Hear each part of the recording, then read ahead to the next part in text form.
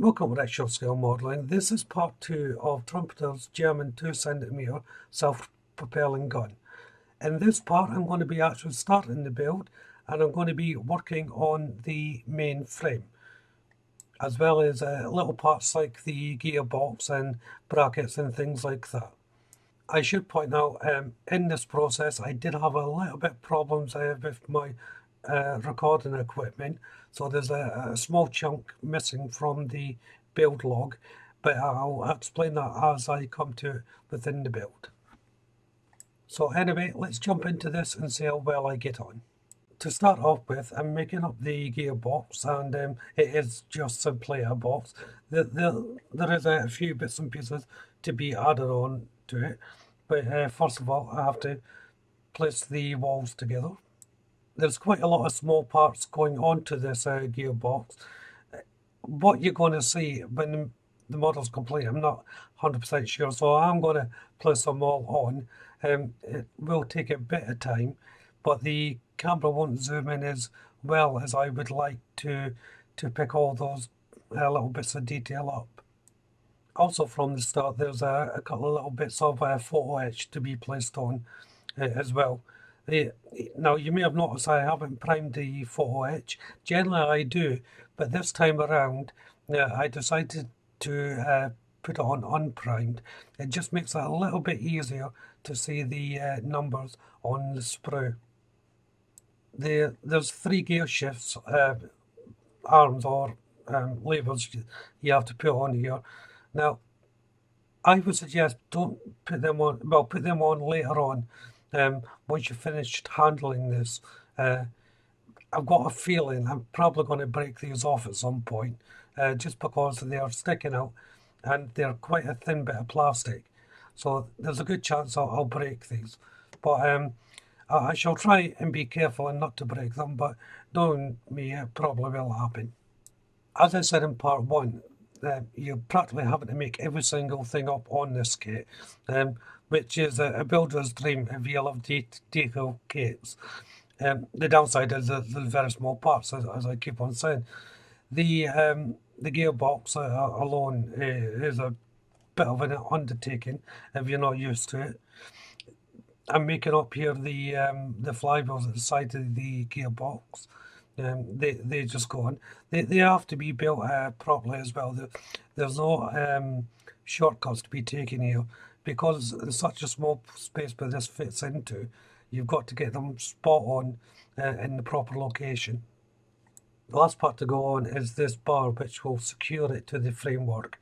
And like everything else, it's important that you get this in the exact location, or it will not connect to the framework and sit squarely inside it. Unfortunately, my video didn't record when I was building this, but I built up the base of the framework and placed the gearbox in between it, and I painted the framework in 06 tar black by Revel Aquacolor, and the gearbox is 09 anthracite by Revel Aquacolor. I don't know why it didn't record, but this happens from time to time. So next, I'm going to be building up the rear part of the framework, and what I've got here is making up some braces and supports that go over onto the framework to hold the flatbed and the suspension and things like that. And these are just basically little bars going into little brackets. And these get placed on the larger part here, which I think it holds the flatbed into position, or maybe even the spare wheel. I'm not 100% sure at this point, but all the brackets go in a specific location anyway, of course.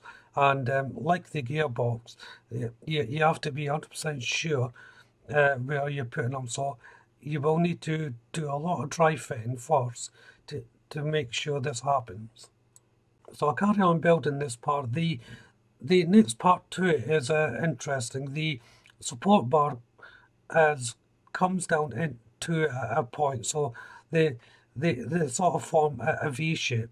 So I placed them onto the main crossbar, then squeezed them in. The location markings are not exactly accurate on this, so I had to follow the pictures quite carefully on the instructions.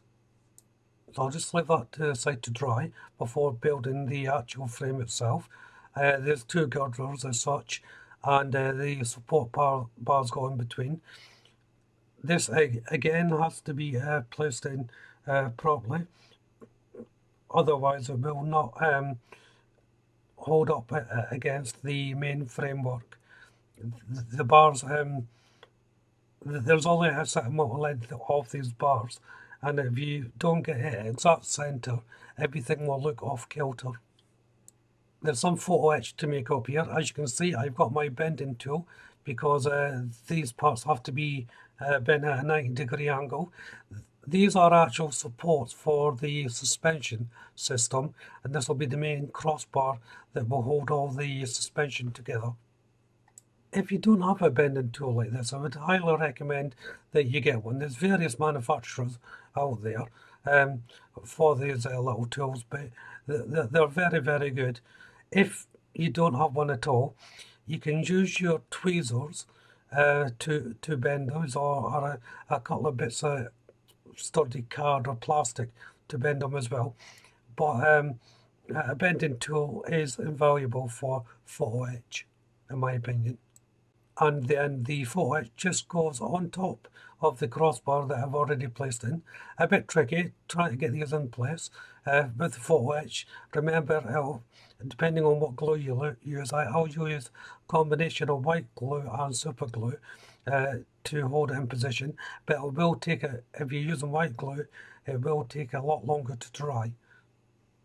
I'll switch back to the previous part I was building, and these just get married up on top of each other. So it's forming a brace and a bracket thing that, as I said, will go onto the rear of the main frame.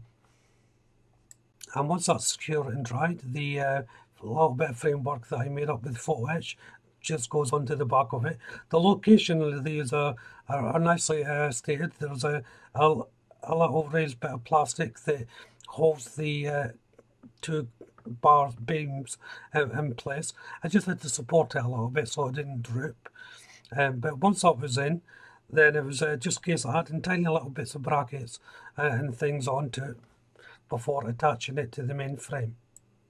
And it's similar to the end piece here. That was just the two halves made up, and then the two main beams just slip inside it to hold this whole unit together. And then everything is painted in River Colour 06 Tar Black. This is the colour I've chosen for all the framework.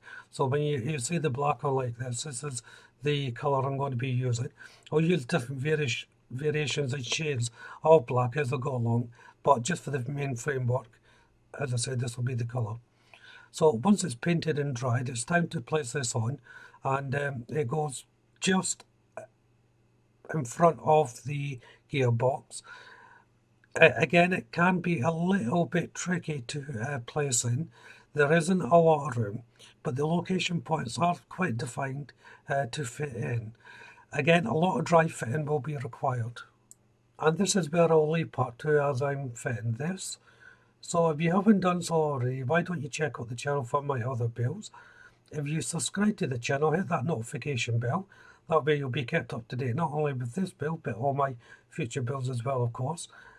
Don't forget to hit that like button, and also you can leave a comment as well. You can also share the video, which helps build up the profile of the channel as well, of course. But for now, thank you all very much for watching. Bye bye.